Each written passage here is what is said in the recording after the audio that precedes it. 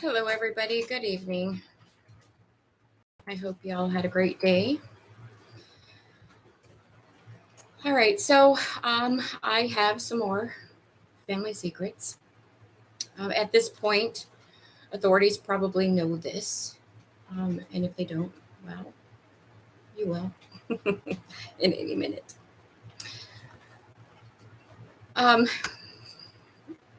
My last video, I had my bra hanging up to dry, and I didn't realize that it was there until after the fact. I tried to go in and fix the video, but I had no luck. So, oops, a little embarrassing, but not the most embarrassing thing that's ever happened to me. Actually, kind of got a giggle out of it. It is what it is, right? All right. Here we go. Let's get started.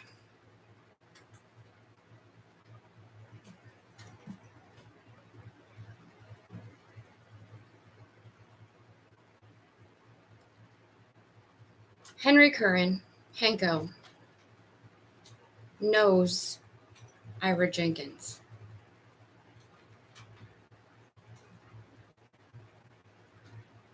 Who I mentioned knows Barbara Jenkins, who happens to be my aunt, who is a judge, who has been working to stop me, to make my life miserable, along with the rest of this cult.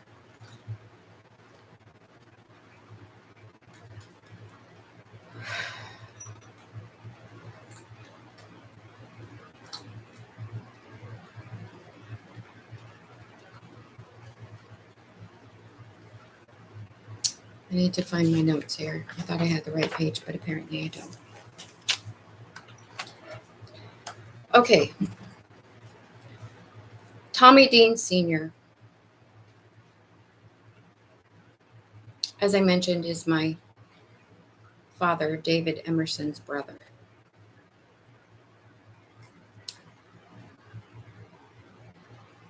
Ellen Burt had 9 children. Dave, Marvy, Farrell, Carol, Tommy, Gregory Roberts, Kimberly Schaefer, Betty Schaefer, Norman Emerson. Norman Emerson is in prison for child abuse, physical and sexual. Kimberly Schaefer. I mentioned this name before as one of those people who was harvesting off of my energy. This is my aunt.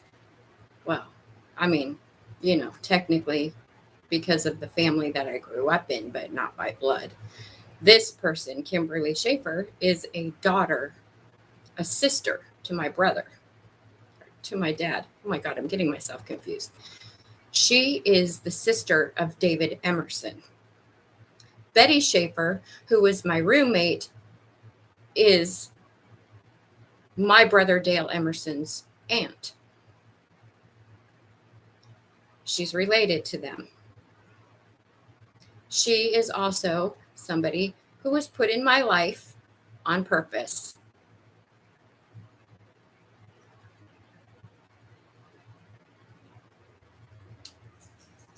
I asked why Tommy Dean Sr. wasn't raised with the rest of the family, with my dad, David Emerson, and his brothers and sisters. All of the children that were not raised with Carol or with Ellen Burt were trafficked by their fathers. So Tommy Dean Sr. was a trafficked child as well. His mother, Ellen Burt, knew that Tommy was going to be trafficked. Tommy was a sacrifice for money for Ellen Burt. Gregory Roberts is deceased. I believe Betty Schaefer may be deceased.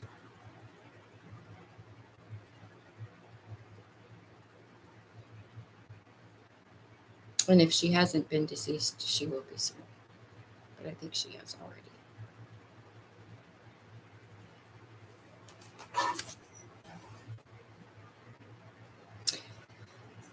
So I asked a little more about Kathy Ardwin. How does she fit into all of this? Other than them paying her to keep an eye on me, they were trying to swap destinies with me and her. They were trying to put her in my life so that she would get my destiny, what I'm supposed to have, what is supposed to come to me. And I'm not going to divulge what that is exactly. But they did everything they could to swap our destinies, which is where all of the lies, all of the deceit, all of the cases that they tried to build against me, with my daughter Samantha taking me to court for something that never happened, them trying to make me a scapegoat for what they are doing to me. Everything, all the lies, all the theft, all of the deceit, everything was because they wanted Kathy to be put in my destiny. And when I said, why, God, did they want her in my destiny so badly? And the answer was, because she has their mindset. She's a thief. She's a liar. She's a cheater.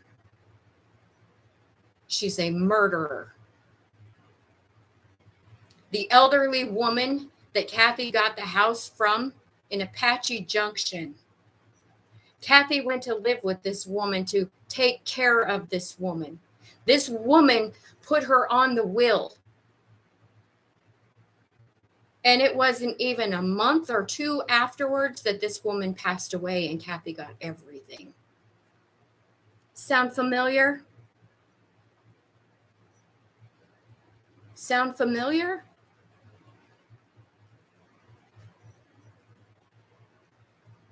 They wanted her in my destiny because what I have coming toward me, if she would have been in my shoes where I'm going, Lord, have mercy. And it wasn't allowed. It wasn't allowed to happen. It couldn't happen that way. God wasn't going to let it happen that way. It would have been terrible. It would have been terrible.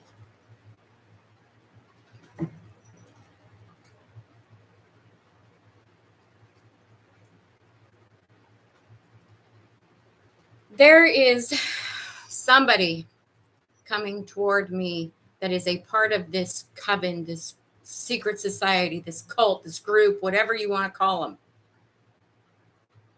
who just so happens to be an official by the name of Timothy Jason.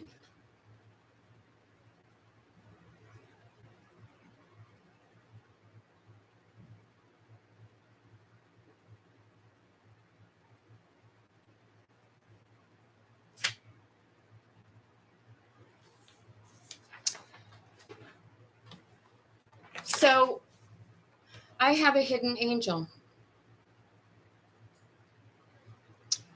And that hidden angel was Henry Curran.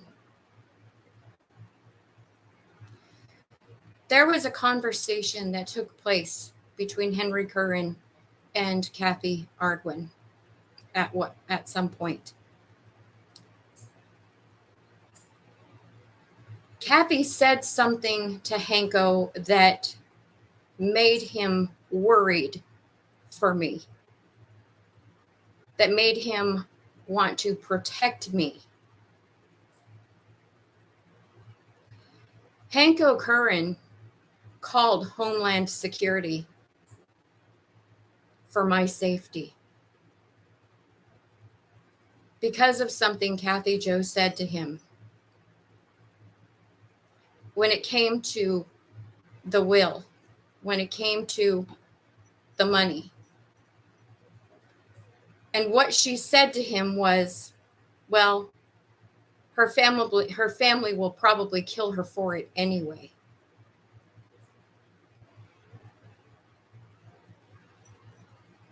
That's when Henkel called Homeland Security. And they have been watching me for apparently about a year. They know exactly who I am. They know that I am an earth angel.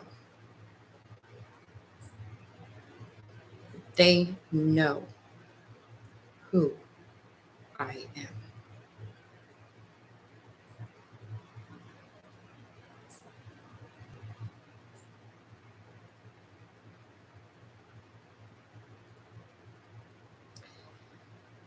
I keep getting told something about jobs,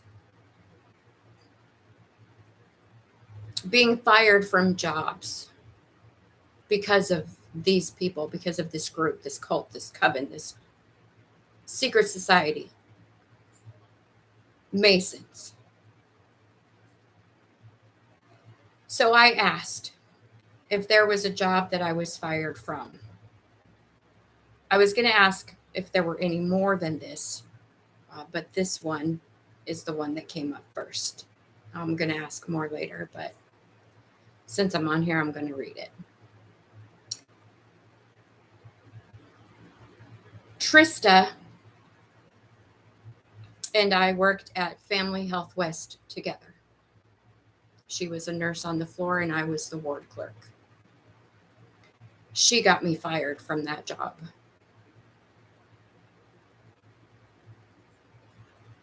Apparently, the way she got me fired was she told the upper management that I was lying about healthcare workers.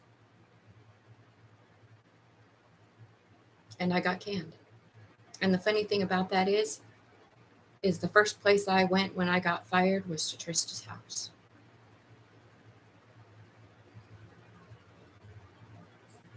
Yeah. It happened.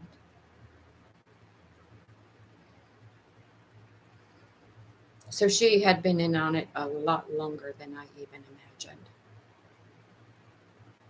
Kept wondering where she kept getting this money for all of these things when she kept saying she was so broke, but she got new windows for her house and a new truck and knew this, knew that. High dollar stuff, not just little stuff, hot tub. Now I know.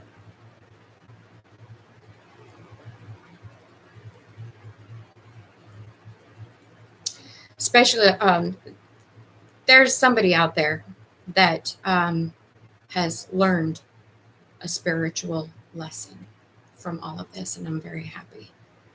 I'm very happy that you've learned a spiritual lesson. And this person genuinely cares about me, Tom Ardwin.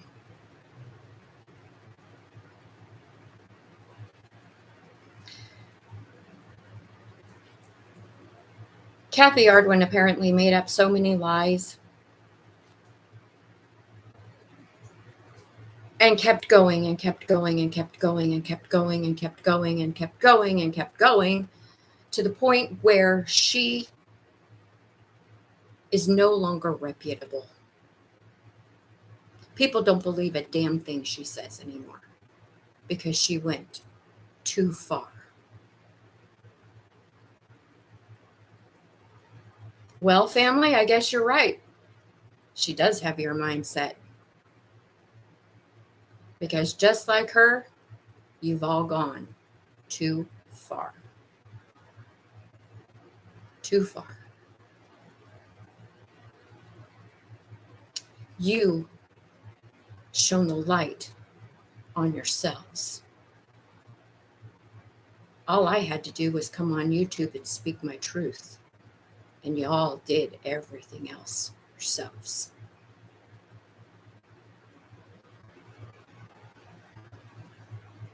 Tommy Dean Sr. is headed to Idaho, where Rick DeShong lives, who is a part of this group.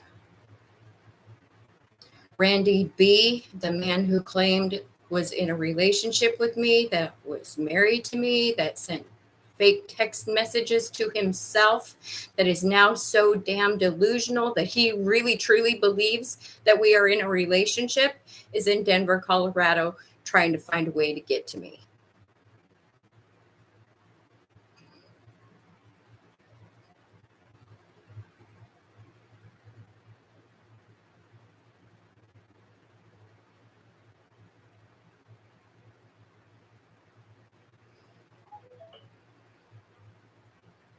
And that, my friends, is all I have for tonight. I didn't have a lot of time to channel today because I was working.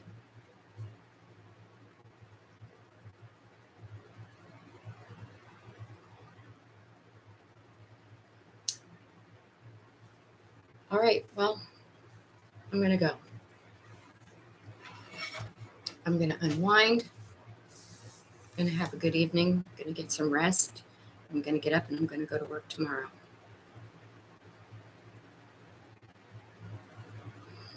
I love you all very much. I hope that people are learning something from my story. I hope the healthcare workers are learning something from my story. I hope people who are being trafficked, who are in a situation, are learning something from my story.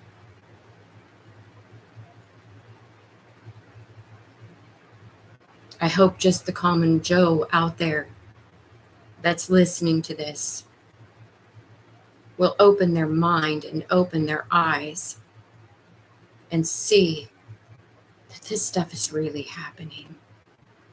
It really does get this crazy. It really does get this crazy. Because these people in these secret societies, in these cults, and in these groups are mentally unstable people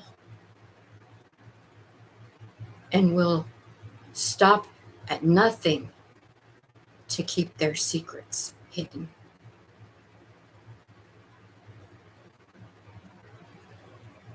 They don't care who they hurt. They don't care what they do. As long as their secrets stay secrets, it doesn't matter what it takes. This is real. This is happening. And not just to me. This is happening to many people. And we need to make it stop. I am one person, one voice, and I am making a difference. I am making a difference. And if one person can make a difference the way that I'm making a difference, then imagine what we could do if we unite. If we come together for a cause, for the cause, how many people we could pull together to stop this. Working together to stop this. Because if one person, me, can do what I've done, then there would be no stopping a group that's all working for the same cause.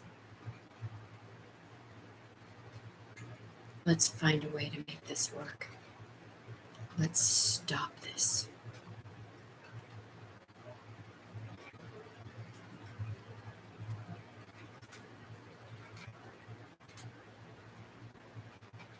All right, everybody, really, for this time I'm going.